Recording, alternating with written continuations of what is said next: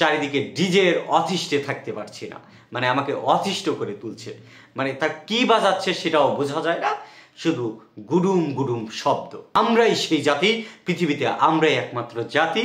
প্রিয় বন্ধুরা, সকলকে আন্তর্জাতিক মাতৃভাষা দিবসের শুভেচ্ছা। আমার চারিপাশে অনেক আমি শব্দ পাচ্ছি আর কি, ডিজে বাজাচ্ছে কেন? মাতৃভাষা দিবস উপলক্ষে তারা বক্স নিয়ে আসছে, তারা বক্স নিয়ে ডিজে বাজাচ্ছে। মানে ব্যাপারটা কি, মানে এটা বাংলা ভাষা উপলক্ষে তারা ডিজে বাজাচ্ছে। ভাষা কি এই শিক্ষা দেয়? আমাদের 21শে ফেব্রুয়ারি কি শিক্ষা দেয়? হ্যাঁ, 21শে ফেব্রুয়ারি আমাদেরকে এটাও শিক্ষা দেয়। কি শিক্ষা দেয়? যে ভাষাকে চেপে ধরা যায় না, ভাষাকে আমরা গলা চেপে ধরে রাখতে পারি না। অর্থাৎ এটাই ভাষার স্বাধীনতা। কেউ যদি বিদেশি শব্দে কোনো কিছু বাজাতে চায়, বাজাতে পারে। এটাই স্বাধীনতা। আমাদের 21শে ফেব্রুয়ারি 8 ফাল্গুন আমাদেরকে এটাই শিক্ষা দেয়। কিন্তু ব্যাপারটা হচ্ছে যে এই যে ডিজে বাজাচ্ছে, এই শিক্ষাটা তারা কোথা থেকে পেলে এবং এটা কি তাদের ভুল? না, এটা তাদের ভুল না। কারণ ভাষা অর্থাৎ ইতিহাস, সংস্কৃতি এগুলো কোনো শরীরবৃত্তীয় বিষয় না, এটা প্রজন্মের পর প্রজন্মকে ছড়িয়ে দেওয়ার বিষয়।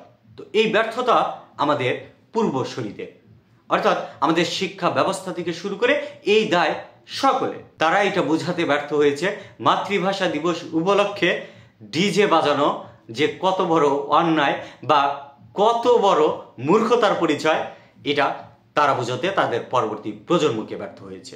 কারণ ভাষা ভিতর থেকে আসার বিষয়, এটা অনুভূতির বিষয়, এটা জোর করে কোনো কিছু করানোর বিষয় না। 21শে ফেব্রুয়ারি বা 8 ফাল্গুন এটা কেন অনন্য? যেমন আমি কিন্তু প্রথমে একটা কথা বলি, যেমন মাঝে মাঝে 71-এর থেকেও এই 8 ফাল্গুনকে আমি কেন এত বেশি প্রাধান্য দিই। আমরাই সেই জাতি, পৃথিবীতে আমরাই একমাত্র জাতি যারা ভাষার জন্য মাতৃভাষার জন্য নিজের জীবনকে উৎসর্গ করতে পারে। এত বড় একটা বিষয়, এটা আসলে কতটা গৌরবের বিষয়।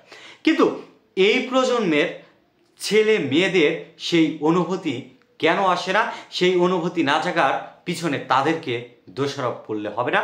এই দোষ শিক্ষা প্রতিষ্ঠান থেকে শুরু করে, আমি যেটা প্রথমেই বললাম, পূর্বসূরিদেরও নিতে হবে। কারণ আমি প্রথমেই বললাম ভাষা কোনো শরীরবৃত্তীয় বিষয় না।